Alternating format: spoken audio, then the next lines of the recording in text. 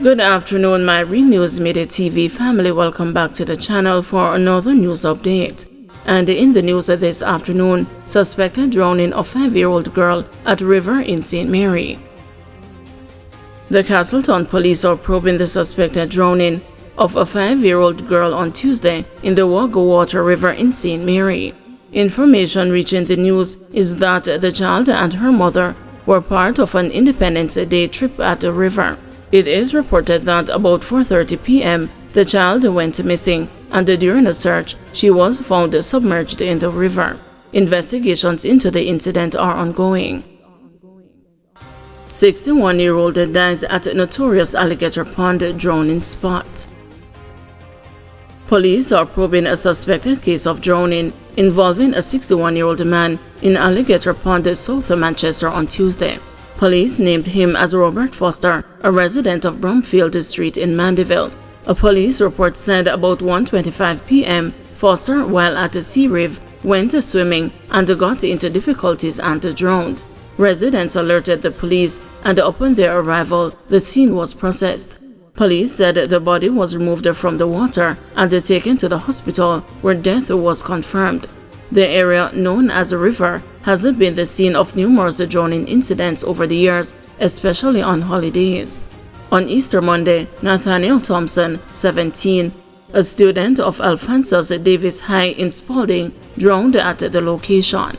Last August, 2 people drowned at the location. A local community hero who saved the people from drowning at the same location also drowned upstream the river in Alligator Pond a week after rescuing several people. 2 killed in confrontation with the police in Spanish Town. 2 men were fatally shot in Jones Avenue, Spanish Town, St. Catherine on Wednesday morning after they allegedly engaged the police in a gun battle. A Smith & Wesson Springfield firearm with a magazine containing 2 9mm cartridges was seized.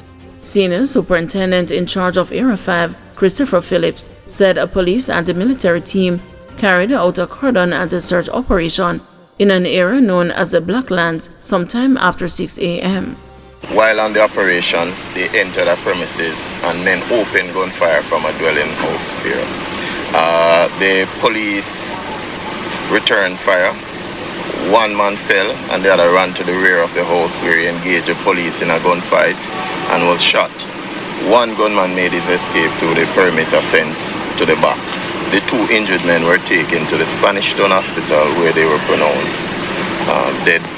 The deceased is suspected to be one Orlando Davis, who goes by the name Son or Blacks, a person of interest in multiple murder and shooting cases. The second individual remains unidentified.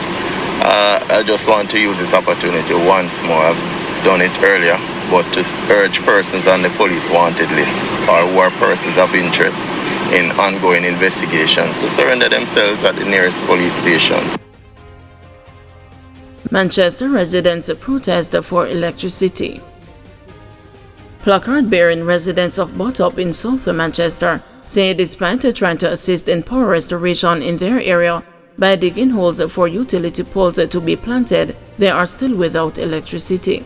On Wednesday, the residents blocked a section of the Alligator Pond main road which passes through their community. 5 weeks now and we don't have any electricity. That's why we blocked the road this morning, because we need some electricity. We called JPS about 3 times, and the last response they said this area already fixed, one resident said. The resident said the lack of electricity has placed the senior citizens at risk whose medication must be kept refrigerated. At the same time, we don't have any electricity. My mother is sick. She cannot help herself, and she's in the darkness for 5 weeks now. She has medication to put on the fridge, and we don't have any light, he said. Please, I am asking JPS to come and help us, please. From gutters to Alligator Pond, all of the branches have electricity, so why not we? He added. He pointed to holes dug for the planting of utility poles. We heard that we have to dig the hole to put the post in, and we dug 2 holes, and all now no one has turned up, he said. Another resident pointed to a utility pole in need of changing. That is the post that the transformer is on, and that is the post that is causing all the problems. So if JPS was showing more concern, they would respond to the complaints of the people with that particular post, he alleged. This latest protest follows weeks of demonstrations across the country, with residents demanding answers from the utility company as to when power will be restored to their communities. Last week, the Office of Utilities Regulation rejected claims that it fell down on the job in the aftermath of Hurricane Beryl and allowed the utility companies, particularly JPS, to shaft Jamaican consumers. Cocaine seized by police in Havendale, St. Andrew, 5 arrested.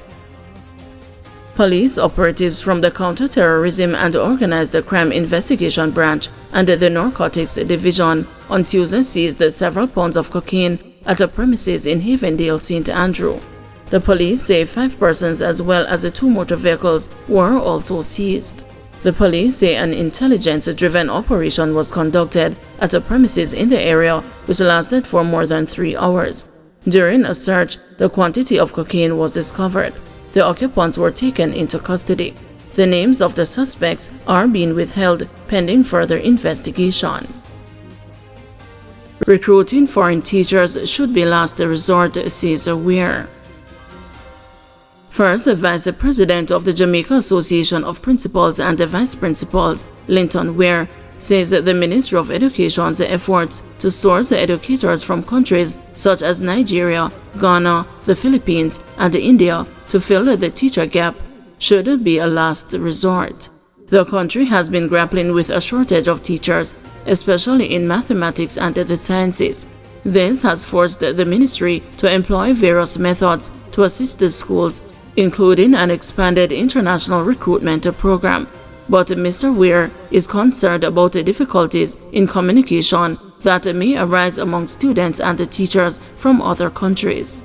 I had 3 or 4 individuals from India, and that was a challenge. It took some time for the students to understand what they were saying, so I know we're going to have the language barrier.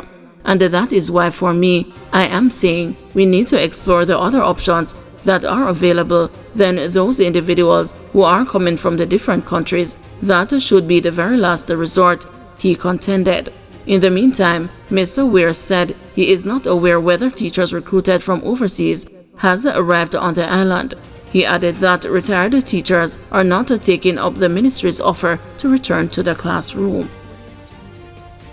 Guys, thank you for watching. See you this evening at 6 p.m. for another news update.